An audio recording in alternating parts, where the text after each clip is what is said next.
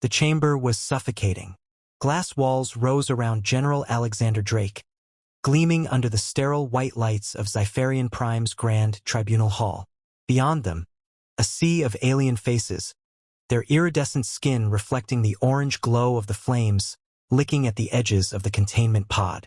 They had gathered for a spectacle, the execution of a human war hero, no, a war criminal according to the Zelvari Empire. Drake stood rigid, his once pristine uniform torn and stained with blood. Shackles clamped around his wrists, their energy bindings humming softly. His face was battered, a deep cut above his left eye still seeping, but his gaze was steady. He had known this moment would come, the moment he refused to kneel before the Empire. A figure stepped forward onto the elevated dais. Supreme Chancellor Veroskai, his insectoid form draped in regal crimson, lifted his clawed hand, signaling silence. The murmurs of the crowd ceased instantly. His multifaceted eyes locked onto Drake, amusement flickering in their depths. "General Alexander Drake," the Chancellor intoned, his voice smooth, almost rehearsed. "For crimes against the Galactic Empire, for inciting rebellion, for refusing the benevolence of our rule, you are sentenced to die. Publicly, as a lesson." Drake exhaled slowly, forcing himself to meet the aliens' gaze. He would not give them the satisfaction of fear. He had led men and women into battle, fought impossible odds, and bled for the survival of humanity. He would not die begging. "You call this justice?" Drake's voice was hoarse, but it carried across the tribunal. "I call it cowardice." A ripple passed through the gathered dignitaries. A few of the lower-ranked Zelvari shifted uneasily. Even among the Empire, there were whispers that this execution was excessive, that it would provoke something far worse than defiance, vengeance. Veroskai chuckled, the clicking of his mandibles a grotesque mimicry of human laughter. "Justice is defined by those in power, General. And you have none." The containment pod hissed as heat surged within. Flames ignited at Drake's feet, hungry tongues of fire beginning their ascent. The pain was immediate, searing through his boots, licking at his legs. His skin blistered, but he clenched his jaw, refusing to scream. Across the galaxy, millions watched the execution. On Earth, on the outer colonies, on hidden rebel stations where resistance fighters clutched their weapons with white-knuckled grips. His final moments were broadcast for all to see, a warning. Yet, in that moment, Drake knew what it would become. With his last breaths, he raised his head. His voice, raw and filled with fury, cut through the fire. "You will burn before we do." Then the flames consumed him. The silence that followed was unlike anything the Empire had expected. The broadcast reached Earth within minutes, transmitted across every channel, hijacked by those who understood the gravity of what had just transpired. In the towering halls of the United Terran Federation's Central Command, President Elaine Vasquez stood frozen, staring at the still frame of Drake's execution. Around her, advisors muttered, voices shaking. A war hero executed like a criminal. A declaration of dominance. A mistake. She turned sharply to the assembled military leaders. "How long until our fleets are fully mobilized?" Admiral Leon Carter, an old friend of Drake's and a man who had seen too many wars already, met her gaze. His voice was steel. "We're already moving." In the streets of Earth cities, people watched in horror as Drake's face burned into memory. But horror did not linger. It became rage. Protests turned to riots. Factories that had lain dormant were to life, churning out weapons. Shipyards glowed with the fire of construction. Volunteers flooded recruitment centers. The declaration of war was not issued by the government. It was demanded by the people. On Mars, military leaders convened under the shadow of Olympus Mons, finalizing battle strategies. On Luna, stealth cruisers prepared for launch. Across the Terran colonies, fleets assembled, officers briefing newly enlisted soldiers on the coming storm. The Zelvari Empire had expected fear. Instead, they had lit a fire that would not die. A single message was sent back to Zypharian Prime. Short, uncompromising. "We will burn the stars before we kneel." The bridge of the UTF Vanguard was silent save for the rhythmic hum of the warship's core. Outside the viewport, the vastness of space stretched endlessly, broken only by the distant glow of Zypharian Prime. The planet's surface shimmered with golden lights, a world untouched by war, until now. Admiral Leon Carter stood at the helm, hands clasped behind his back, his gaze fixed on the enemy world. The weight of the moment settled on his shoulders. The first strike belonged to them, a strike that would shake the Empire to its foundations. "Status report," he ordered, his voice even, betraying none of the fire that burned beneath. Commander Sarah Idris, his second-in-command, barely glanced at her console. Stealth fleet in position, orbital defenses mapped, all crews standing by. Carter nodded, exhaling slowly. The plan had been debated, analyzed, refined. They would hit Zypharian Prime before the Empire could mount a proper counteroffensive. The message was simple: you started this war. Now we finish it. A transmission flickered to life on the holodeble.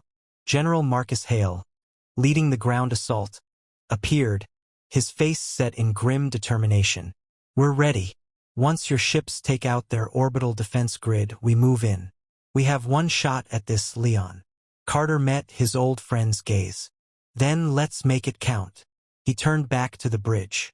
"Begin the attack." In the void beyond, the stealth frigates of Strike Group Omega decloaked in perfect unison, their black hulls like phantoms against the stars. Within seconds, the silence of space was shattered. Railguns ignited, kinetic rounds streaking through the darkness, slamming into Zypharian Prime's orbital defense platforms. Explosions rippled across the sky as enemy structures erupted into fire and debris. The Empire's fleet, caught off guard, scrambled to respond. Warning sirens blared across the capital. Zelvari warships turned toward the incoming human fleet, their energy shields flaring to life, plasma batteries locking onto targets. Carter's lips curled into a grim smile. Too late. The Vanguard led the charge, its main railgun unleashing a devastating shot that punched clean through an enemy cruiser, splitting it in half. Fighters poured from Terran carriers, weaving through enemy formations, missiles and pulse rounds carving through Zelvari defenses. The void became a killing field. Below, the capital city burned. Dropships descended like falling stars, deploying shock troopers onto the planet's surface. The Imperial Palace, the heart of the Zelvari government, stood as an imposing monolith of obsidian and gold. But even now, its walls trembled under the relentless bombardment. Marcus Hale led the assault, his rifle steady as he signaled his troops forward. The streets were chaos, civilians screaming, Imperial soldiers scrambling to form defensive lines. Plasma bolts cut through the air, striking against Terran armor, but the human forces pressed on, unwavering. A squad of Zelvari royal guards emerged, their massive insectoid frames towering over the human soldiers. Hale barely had time to react before one lunged at him, its bladed arms slashing downward. He twisted, rolling away as the alien's weapon sliced through the concrete where he had stood. Without hesitation, he fired 3 precise shots to the creature's head. The Zelvari staggered, chitin cracking, then collapsed. "Push forward," Hale barked. "We take the palace today, or we die trying." The battle raged. Streets ran slick with blood, human and alien alike. Fires consumed once pristine towers, and the air reeked of scorched metal and death. Deep within the palace, Supreme Chancellor Voroskai watched from his private chamber, mandibles twitching with unease. This was not how it was supposed to happen. Humans were meant to cower, to submit, not to bring war to the Empire's doorstep. A lieutenant burst into the chamber, panting. "Supreme Chancellor, our forces are." "I can see that," Voroskai hissed, his claws flexing. He turned to the command console, sending a direct transmission to the High Council. "Activate the planetary defense override. If we cannot hold the capital, then no one will." The lieutenant stiffened. "But sir, that would..." "Do it." Across the city, hidden pylons buried beneath the streets hummed to life. A pulse of energy rippled outward. First, nothing happened. Then, in an instant, gravity itself shifted. Buildings collapsed as invisible forces ripped them apart. Human soldiers stumbled, some yanked violently into the air before their bodies were crushed against debris. Dropships lost control, spiraling into the wreckage below. On the battlefield, Hale felt his stomach lurch as the ground beneath him tilted. He barely caught himself, cursing. "They're trying to level the damn city." In orbit, Carter watched in horror as the devastation unfolded below. His fists clenched. "They'd rather destroy their own capital than let us take it." Idris's voice was tense. "Sir, orders." Carter exhaled sharply. There was only one option left. Full retreat. Now. Hale and his remaining forces scrambled for extraction, fighting against the collapsing landscape. Dropships swooped in, engines roaring as they pulled survivors aboard. As the last ship lifted off, the city below was no more, only rubble and flame. In the void above, the Vanguard and its fleet withdrew, leaving behind a ruined capital, a broken enemy. But they had made their point. The Zelvari had drawn first blood. Humanity had answered, and the war had only just begun. The cold expanse of space stretched endlessly before them, the void illuminated only by the flickering remains of the Zelvari capital. Fire still raged on the surface, smoke billowing into the upper atmosphere, a visible scar against the Empire's once pristine world. The UTF Vanguard hovered at the edge of the system, the weight of what had just transpired pressing down on every soul aboard. Admiral Leon Carter stood in the war room, his eyes locked onto the holographic display of Zypharian Prime. The mission had been both a victory and a warning.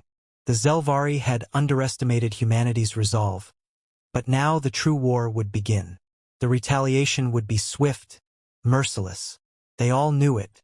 Across the table, General Marcus Hale leaned forward, his face lined with exhaustion but his gaze sharp. "We made our statement. The Empire is bleeding, but we both know they won't let this stand." Carter nodded slowly.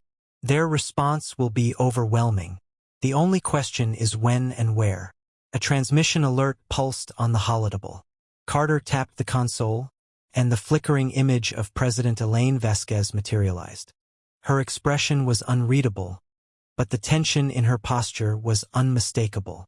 "Admiral," she began, "the Senate is in chaos. Half of them are calling this a reckless provocation. The other half is demanding we press the attack before the Empire can recover." Carter exhaled, rubbing his temple. "With respect, Madam President, there's no time for political debate. The Empire will retaliate.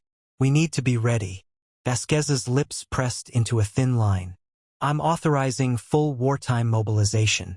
Every ship, every colony, every resource we have. This is an existential fight now." She hesitated. "And there's more. We've intercepted Imperial transmissions. The Zelvari are gathering their fleets at Garces 4. Hale straightened. "That's a forward operations base, not a core system. If they're massing there, they're planning a counteroffensive." Carter's jaw tightened. "They're coming for Earth." The room fell silent.